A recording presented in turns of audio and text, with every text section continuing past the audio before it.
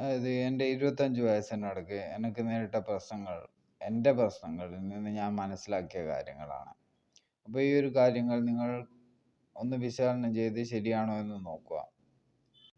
വീട്ടുകാർ എങ്ങനെ വേണം എന്ന് വെച്ചാൽ, വീട്ടിനുള്ളിലെ ഗാർഹിക പ്രശ്നം വീട്ടിനുള്ളിൽ വെച്ച് തന്നെ പരിഹാരം കണ്ടെത്തണം. വീട്ടിനുള്ളിലെ പ്രശ്നം വീട്ടിലുള്ളവരെ അറിയിക്കാതെ ഗൃഹനാഥനോ ഗൃഹനാഥൻ്റെ ഭാര്യയോ ഒറ്റക്ക് പ്രശ്ന പരിഹാരം കണ്ടെത്തി പരാജയപ്പെടുന്നത്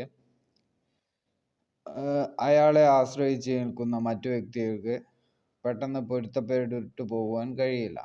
വിജയിച്ചാൽ പ്രശ്നമല്ല, എന്നാൽ പരാജയപ്പെട്ടാൽ അത് വലിയ മാനസിക പ്രശ്നങ്ങൾക്കും മറ്റ് പല സാമൂഹിക പ്രശ്നങ്ങൾക്കും കാരണമാകും.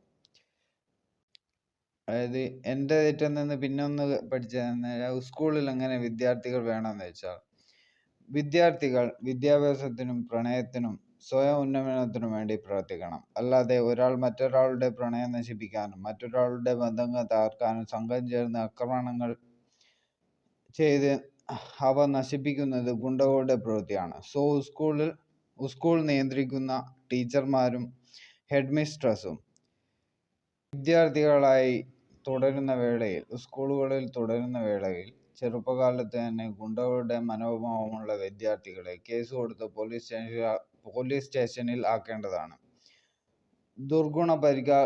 ദുർഗുണ പരിപാലന കേന്ദ്രങ്ങൾ വെറുതെയല്ല, അവിടെ പോയി പഠിക്കട്ടെ. കാരണം ക്രിമിനൽ സ്വഭാവമുള്ള വിദ്യാർത്ഥികൾ ഉള്ളതുകൊണ്ടാണ് സൽസ്വഭാവികളായ വിദ്യാർത്ഥികൾക്ക് പഠിക്കാൻ കഴിയാത്തത്, പ്രണയ സാക്ഷാത്കാരം നടത്താൻ സാധിക്കാത്തത്.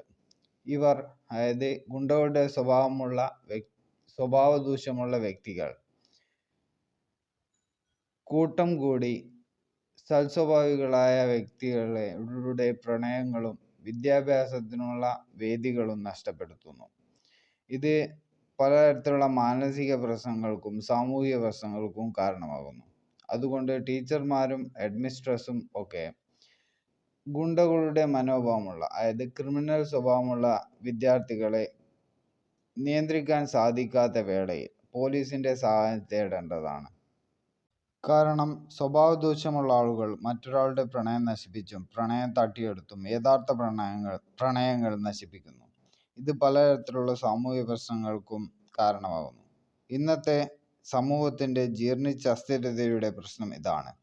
സോ ടീച്ചർമാരും ഹെഡ് മിസ്ട്രസും ക്രിമിനൽ സ്വഭാവമുള്ള വിദ്യാർത്ഥികളെ സ്കൂളിൽ കണ്ട ഉടനടി പോലീസിനെ അറിയിക്കുക.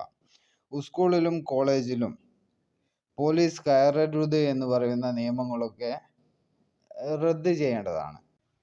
സ്കൂളിലും